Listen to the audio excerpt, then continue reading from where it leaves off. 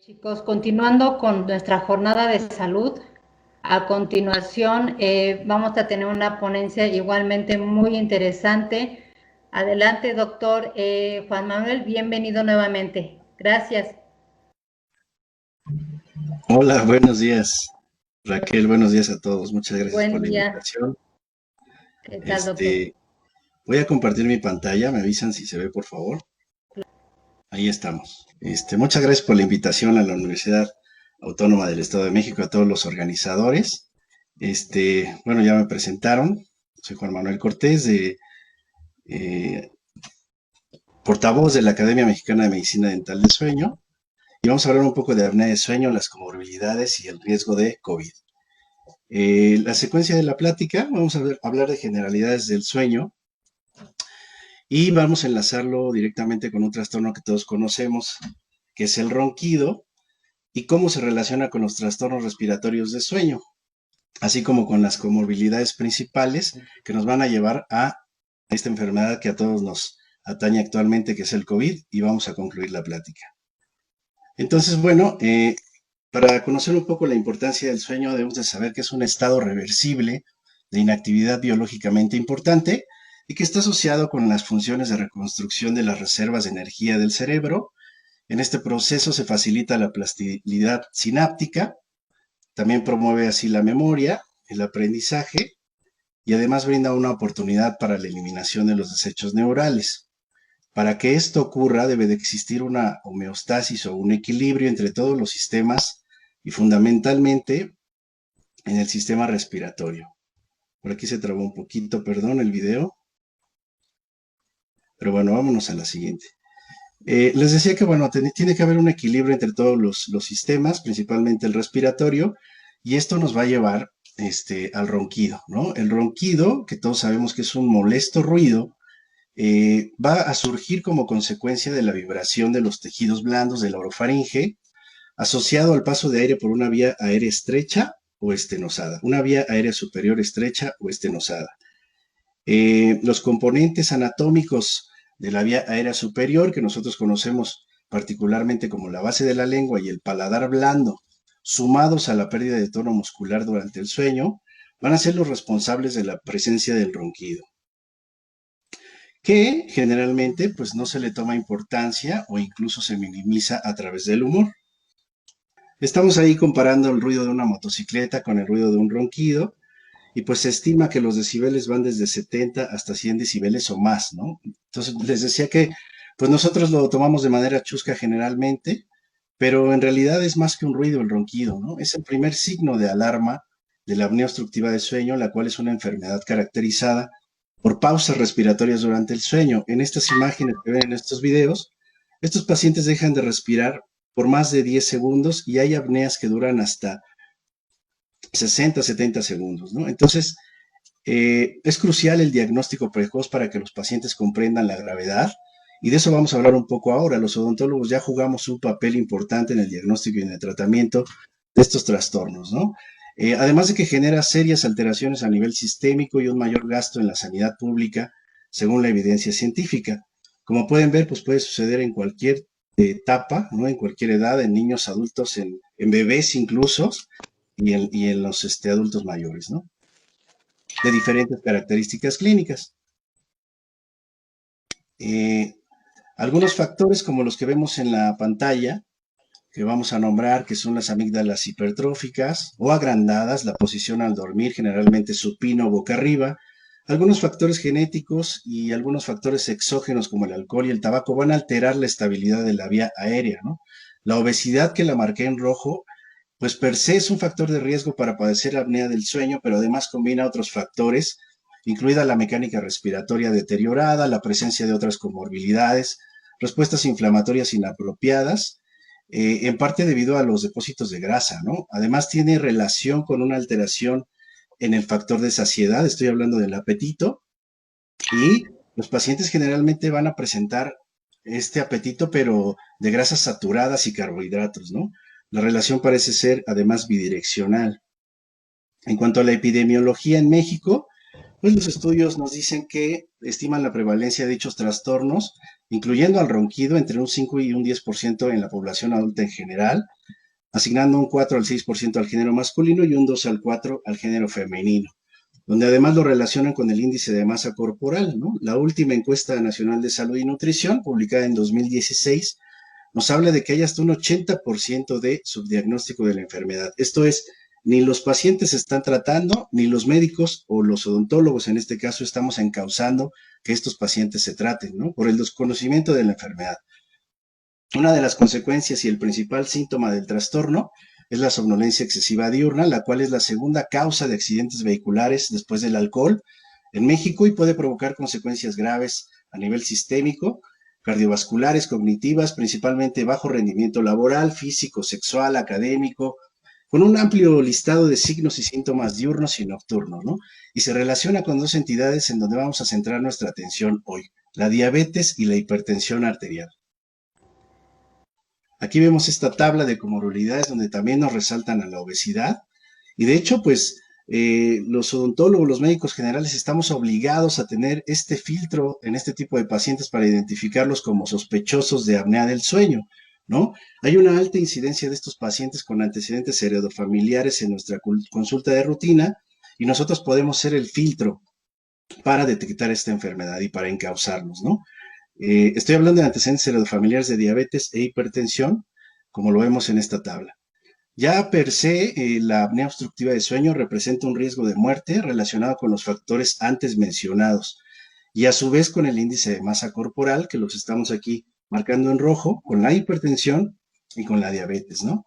Es decir, la obesidad ya representa un riesgo inherente. ¿Qué pasa con la diabetes y la apnea obstructiva de sueño? Bueno, se han descrito diversos mecanismos para justificar la relación, como la supresión del sueño de ondas lentas, que tendrán un impacto en la sensibilidad de la insulina, lo que sugiere que esta etapa de sueño puede desempeñar un papel en la homeostasis de la glucosa. Esto se ha visto también en personas, por ejemplo, que tienen cambios de turno o turnos rotatorios o shift work, insomnio y, por supuesto, en la apnea obstructiva de sueño, ¿no?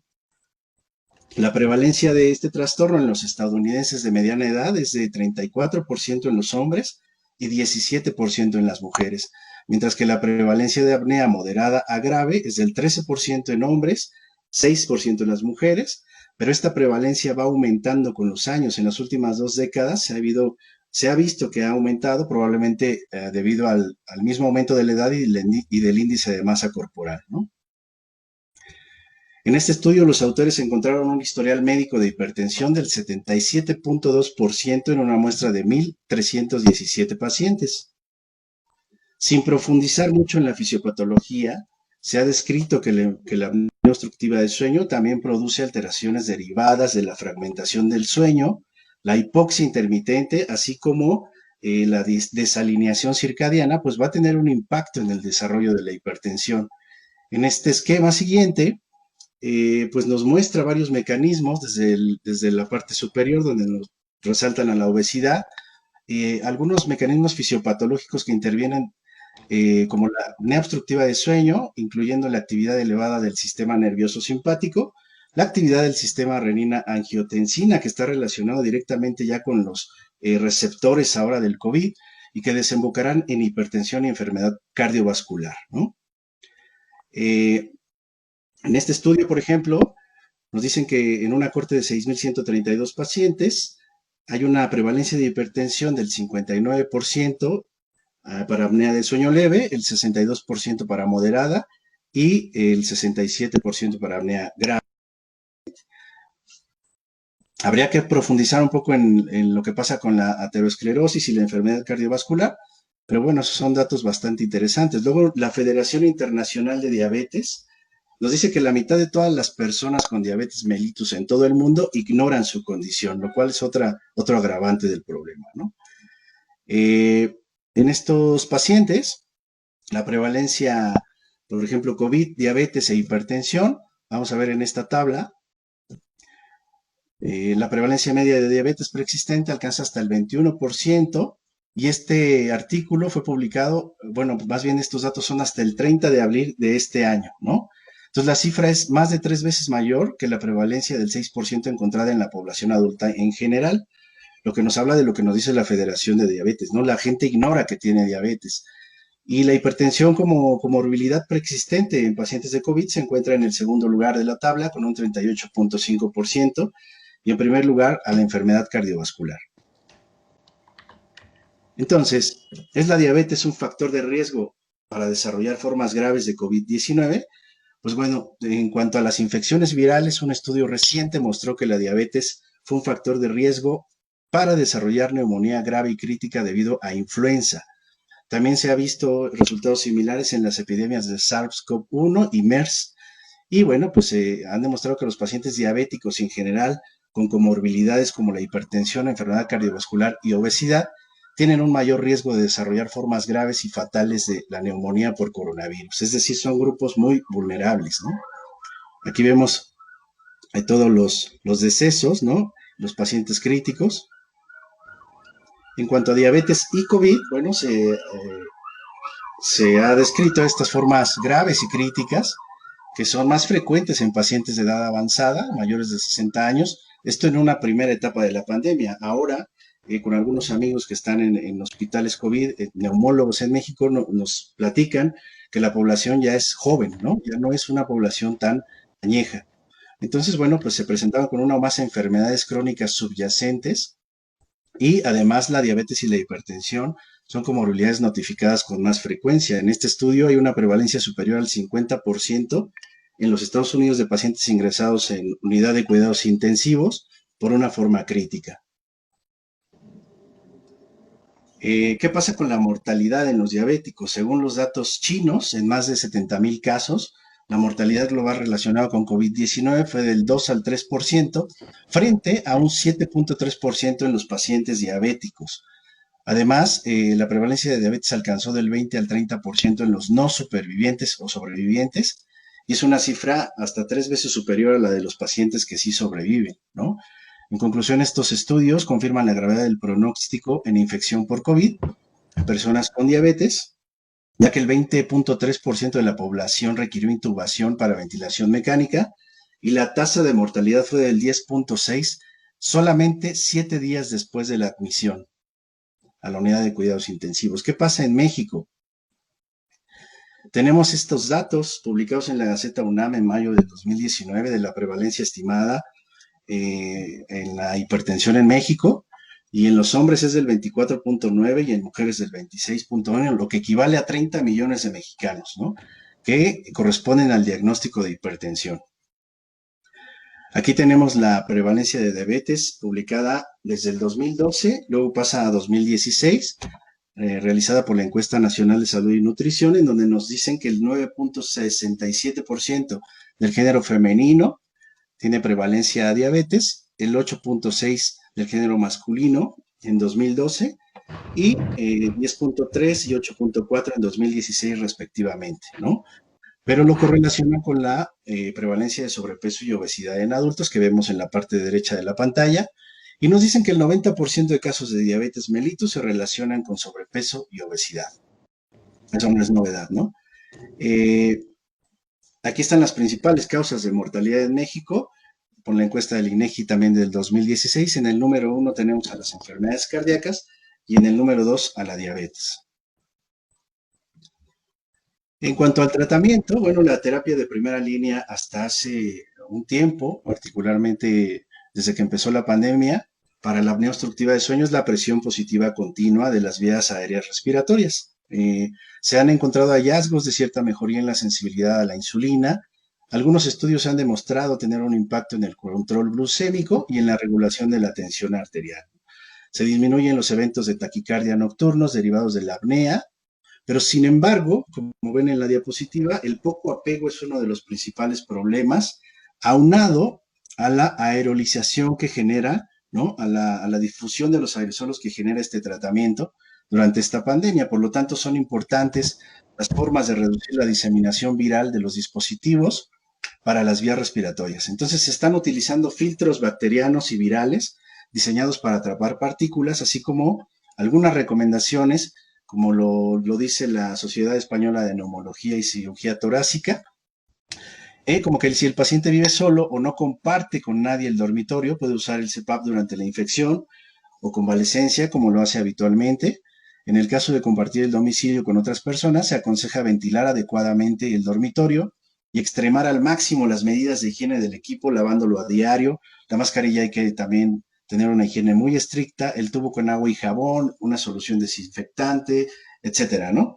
Entre algunas otras recomendaciones que nos dan, que son además aceptadas a nivel mundial por las entidades que realizan las guías para este tipo de tratamientos, ¿no?